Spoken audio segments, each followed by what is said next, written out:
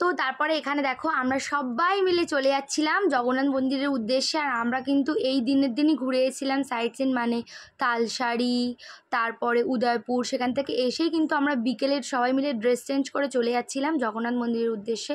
আর সেখানে এসে দেখো আমরা তিলক সেবা করে নিচ্ছিলাম সবাই মিলে। তিলক পরলে মুখের কাটিংটা দেখো কত সুন্দর, সব পাল্টে গেল আর কত সুন্দর দেখতে লাগছে সবাইকে। আর এখানে দেখো আমার গপুও কিন্তু তিলক সেবা করছে। তো চলো মন্দিরের দিকে যাওয়া যাক।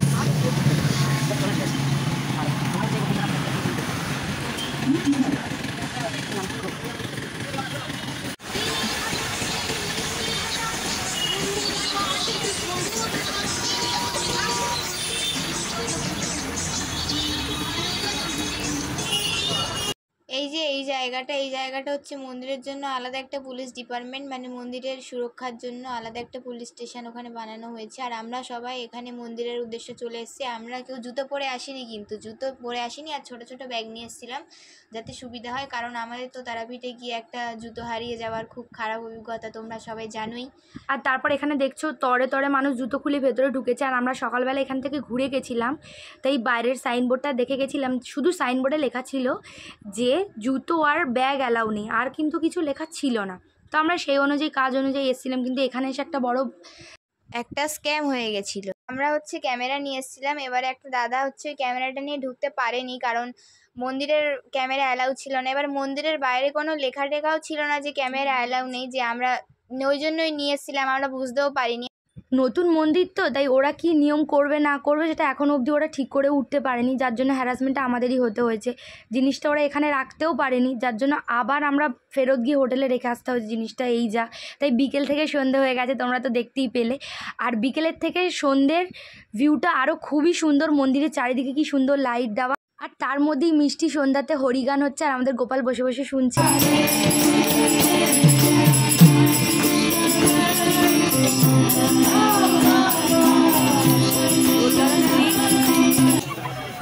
সন্ধ্যাবেলার মন্দিরের ভিউটা দেখো গাইস, চারিদিকে কত আলো, চারিদিকটা পুরো আলোয় আলোকিত হয়ে আছে, এত সুন্দর লাগছে দেখতে, পুরো একদম মন জুড়িয়ে যাচ্ছে। আর সেদিনও কিন্তু অনেকটাই ভিড় হয়েছিল, প্রায় 45 থেকে 55 হাজার লোক এসছিল আর কি। কিন্তু তার উপরে দেখো অত ভিড় নেই, মানে জায়গার পরিসরটা এতটাই বড়। আর পুরীর মন্দিরের মতো বাইরে এখানেও একটা স্তম্ভ মতো আছে, আর মন্দিরের কাটিংটাও পুরো সেমই, কত সুন্দর দেখতে লাগছে চারিদিকটা। আর এই মন্দিরের ভেতর ঢোকা আমরা স্টার্ট করলাম, এবার আরও মানে ভেতরটা আরোই সুন্দর। তো চলো তোমরা দেখতে থাকো।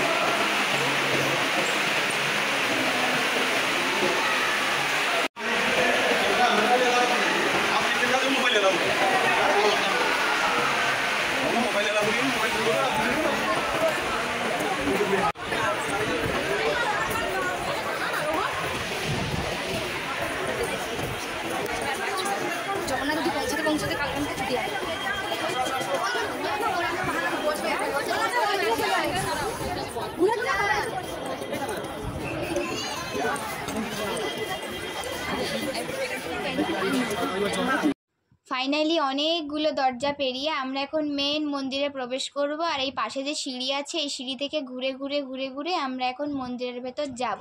চলো এখন দেখতে থাকো তোমরা।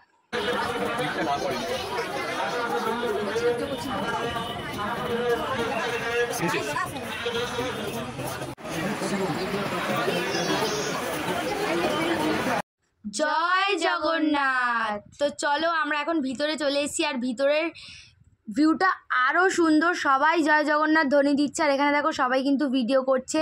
আর দেখো ভেতরের ওপরের এটা কত সুন্দর, এই স্তম্ভগুলো দেখতে কত ভালো লাগছে। ও দেখে পুরো মন ভরে গেল।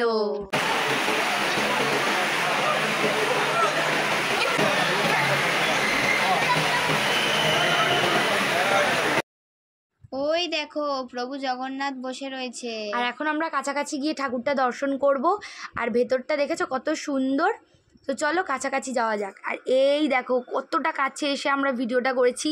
এখানে ফটোও তুলতে দিচ্ছিল, মানে দূর থেকে ফটো তুলতে দিচ্ছিল, বেশিক্ষণ দাঁড়াতে অবশ্য দেয়নি কারণ সামনের গার্ডটা সরিয়ে দিচ্ছিল। তবে প্রাণ ভরে দেখে প্রণাম করে ছবি তুলে ভালোভাবে ঘুরে তারপর আমরা বেরিয়েছি। দেখে যেন তাও পুরোপুরি হয়, যেন আরও দেখতে ইচ্ছা করছিল, যত ইচ্ছা তত। আরও মনে হচ্ছে ওখানে দাঁড়িয়ে দাঁড়িয়ে প্রাণ ভরে প্রভু জগন্নাথকে দেখি আর মন্দিরটা ভালো করে ঘুরে দেখি। তো অনেকক্ষণ ঘুরে দেখার পর এবার আমরা বাড়ির দিকে যাব। আর এখানে আরও সাইডে সাইডে অনেক মন্দির ছিল, কারণ আমরা যেহেতু সাইট সিনেও গেছিলাম তাই ওখান থেকে এসে আবার মন্দির ঘুরে হোটেলে যেতে আমাদের অনেকটাই রাত হয়ে গেছিলো। তো তার সত্ত্বেও আমরা কিন্তু ভালোভাবে ঘুরেছি, কারণ যেহেতু আমরা অল্প দিনের জন্য এসেছিলাম তাই এখানে একবারই আসবো, ভালো করে দেখে ঘুরে মন ভালো করে ভরিয়ে তারপরে আমরা যাব হোটেলে। আর মন্দিরের ওখান থেকে বেরিয়ে এই জায়গাটা পর এখানে সবাই বসে ছবি তোলে, রেস্ট নেয়। এই জায়গাটাও কিন্তু খুব সুন্দর আর খুব ঠান্ডা।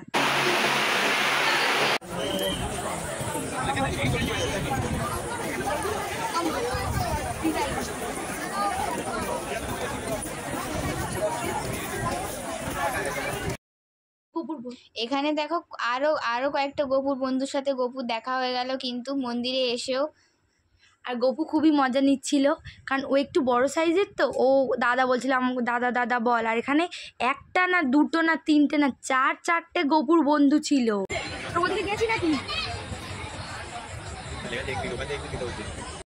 তো তারপরে দেখো ওই যে দূরে কিন্তু তিনটে রথ দাঁড়িয়ে আছে, আর সামনেই কিন্তু রথ। আর এখানে কিন্তু ফার্স্ট রথ উদযাপন হবে, কতই না লোক আসবে, কত মজা হবে। বাট আমরা কিন্তু এসেছিলাম রথের বেশ কয়েকদিন আগে, আর এই ভয়েসটা কিন্তু দিচ্ছি আমি রথের পরে গাইস। যাই হোক, তো রথ দেখে তারপরে মন্দির ঘুরে এবার আমরা যাব হোটেলের উদ্দেশ্যে। প্রায় চলেই এসেছি কিছুটা। এইখান থেকে আমাদের হোটেলের ডিস্টেন্স ছিল মাত্র 5 মিনিটের পথ, আর আমরা খুব সহজেই যাতায়াত করতে পারছিলাম তাই জন্য। আর বাড়ি এসে এখানে আমরা খেয়ে নিচ্ছিলাম রুটি আর মাংস, যেটা বাবা কাকারা মিলে তৈরি করেছিল। জাস্ট হেভি টেস্ট ছিল। তো তোমাদের ভিডিওটা কেমন লাগলো অবশ্যই জানাতে ভুলো না। তো আজকের জন্য টাটা।